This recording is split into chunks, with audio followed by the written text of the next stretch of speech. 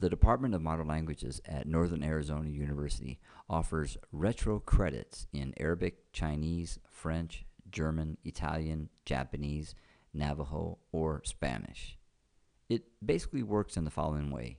If you earn a B or better in specific courses at or above 102, such as at or above French 102, you may earn credit for the previous courses in that language sequence. So for instance, if you earned a B in German 102, you may end up earning 4 credits for German 101. There are considerations, and so we'll explain those. Students are eligible for retrocredits if they're enrolled in one of our language classes in 102, 201, 202, 301, 303, or 303W. If you're enrolled in a 102 class, you could end up getting credit for 101, and so 4 credits. If you're enrolled in a 201 course, you may end up getting credit for 101 and 102 in that language, and therefore 8 credits. If you're enrolled in 202, you may end up getting credit for 101, 102, 201, and that would get you 12 credits. And if you're enrolled in 301, 303, or 303W of a language, then you can get credit for 101 through 202, and that ends up being 16 credits. Note that to apply for retro credits in a 300 level course, the number of that course has to be 301, 303, or 303W. You cannot simply apply for retro credits if you are in a, for example, 304W class. And obviously, if a 400 level course is the only one you're taking in a given semester, you cannot apply for retro credits.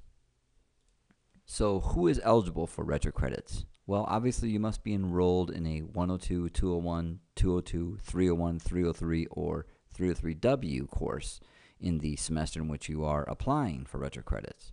Also, only students with no previous credit in a language may apply for retro credits. What that means is, in a given language, such as in French, you cannot have any university level credits in French from NAU, a community college, or via AP credit, or via CLEP credit. To put it simply, the course that you are currently taking must be the first university level course in this language that you have ever taken. You can apply for retro credits if you have high school language classes on your records, or if for some reason you lived abroad for a while, or if, for instance, you speak the language that you're learning at home. Just being in a course where you could apply for retro credits does not mean that you will necessarily receive retro credits. Here are some important stipulations. First, for any given language, you have to apply for retro credits within the first 4 weeks of the first semester of that language. Also, you must earn a B or an A to receive the credits for the previous courses in that sequence. Now, if you earn a C or less, you still receive credit for that course, but you don't receive any retro credits for the previous courses in the sequence. So, for instance, if you're applying for retro credits and you are eligible to, and you're in a French 201 course, then if you receive a B or an A in that course, and you've applied for retro credits, then you can receive credits for French 101 and 102. However, let's say you apply for retro credits and you're in that same French 201 course, and you receive a C in that course. You'll still receive credits for French 201, but you will not receive retro credits. Another stipulation is that you can only apply for and attempt retro credits for a given course once at NAU. So for instance, if you applied for retro credits in a Spanish 102 course and you did not earn the B or the A, and for whatever reason you took Spanish 102 again, you may not, in that second time taking the course, apply for retro credits.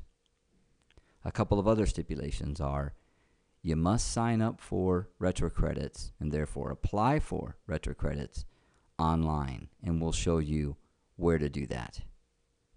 Additionally, the fee is pretty minimal. It's $30 to apply, and the application fee is non-refundable. Something else to consider is that the credits that you receive through retro credits are posted to your transcripts within 6 weeks of the following semester. What happens if you transfer to another university? Well, NAU retro credits do not transfer to other universities or colleges.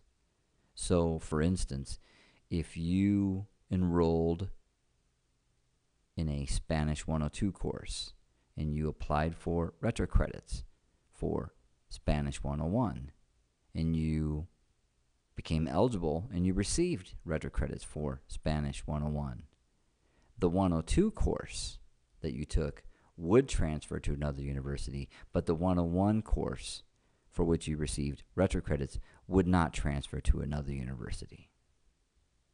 How do retro credits help you at NAU? Well, they can count towards requirements such as a foreign language requirement that you might have. Most Bachelor of Arts programs require 16 units in a foreign language and in the same foreign language, so retro credits can help in that immensely.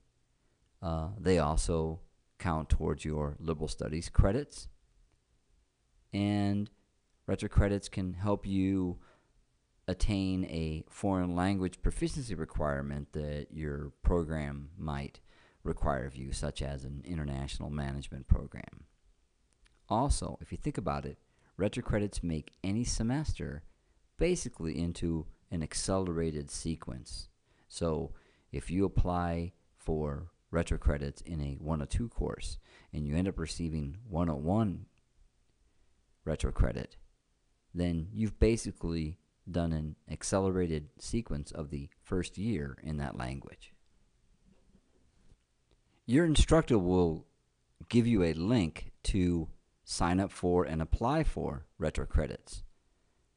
The page that you're linked to will detail for you the dates during which you may sign up for retro credits.